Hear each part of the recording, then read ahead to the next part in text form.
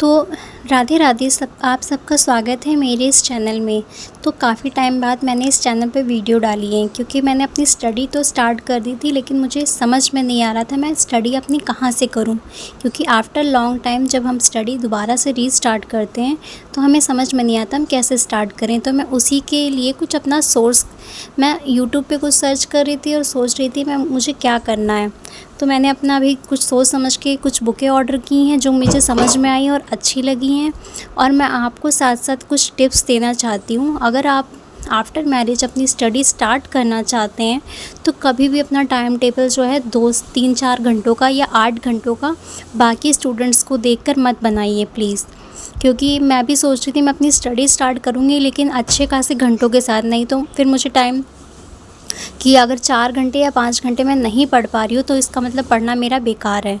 लेकिन जब भी आप स्टडी स्टार्ट करते हैं तो आपको कभी भी 4-5 घंटे एक तो मिलेंगे नहीं, और ऊपर से अगर मिल भी गए तो आपका मन ही नहीं लगेगा इतना पढ़ने में। क्योंकि जब काफ़ी टाइम हो जाता है मैं स्टडी छोड़े हुए तो जो नॉर्मल चीज़ें होती हैं हमको उसी को ही समझने में ही थोड़ा समय एक्स्ट्रा लग जाता है। और जब बच्चे हो जाते हैं तो बच्चों के साथ में वैसे भी घर में इतने काम हो जाते हैं, आप 1 घंटा भी शांति से अगर 1 से 2 घंटा भी शांति से निकालने की सोचेंगे तो आपको पूरा टाइम ऐसा पूरे दिन में नहीं मिलेगा कि जिसमें आपको घर का कोई मेंबर या बच्चे आपको डिस्टर्ब ना करें। तो आप ऐसा कर सकते हैं कि आधे घंटे 20-20 मिनट ऐसे ऐसे करके अपना पहले तो इंटरेस्ट लाइए स्टडी में। आप जो भी करना चाहते हैं इंटरेस्ट लाइए, और धीरे धीरे करके जब आपका इंटरेस्ट आएगा तो आप खुद ही अपने लिए टाइम निकालने लग जाएंगे। पहले तो मैंने सोच लिया था स्टडी स्टार्ट करने के लिए, तो इतना सब कुछ मैंने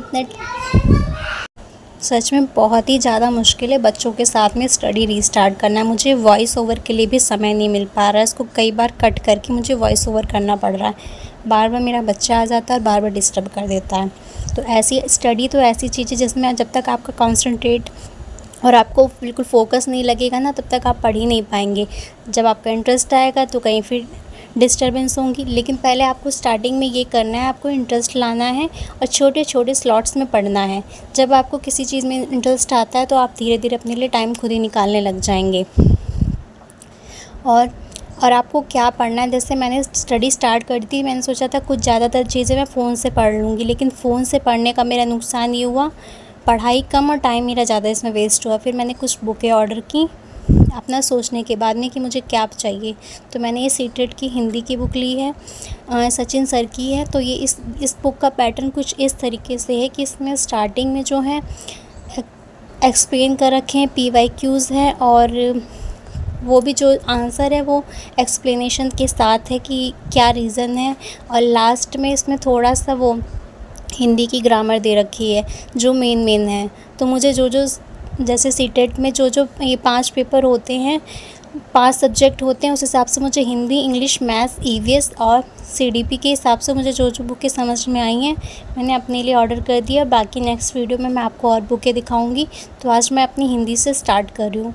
मैंने अब सोचा है कि कुछ दिन में स्टार्टिंग में धीरे धीरे करके पहले अपना सिलेबस समझूँगी, मुझे पढ़ना क्या है, और मैंने वैसे भी सिलेबस अपना लिख के नोट डाउन कर लिया है। लेकिन चैप्टर वाइज मुझे क्या पढ़ना है, क्या कंप्लीट करना है और कहाँ से मुझे दिक्कत हो रही है, सब चीज़ें मैं धीरे धीरे समझूंगी, और तब मैं अपना धीरे धीरे करके अपना सिलेबस ऐसे ख़त्म करूँगी।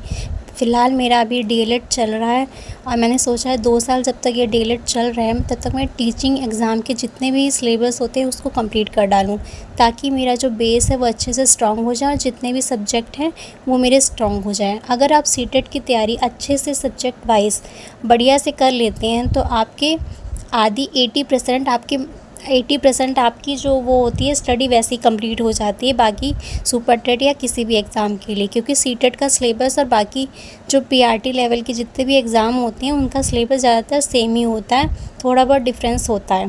तो आप सीटेट की तैयारी अच्छे लेवल से करिए। अगर आपके पास टाइम है, और टाइम नहीं है तो आप अपना जल्दी कर सकते हैं। वैसे इतना हार्ड तो है नहीं, होता नहीं है सीटेट, लेकिन अगर आपके पास टाइम है तो इसको बढ़िया से इस चैप्टर वाइज अच्छे से समझ के कीजिए तो आपको ये ज़्यादा फ़ायदा देगा।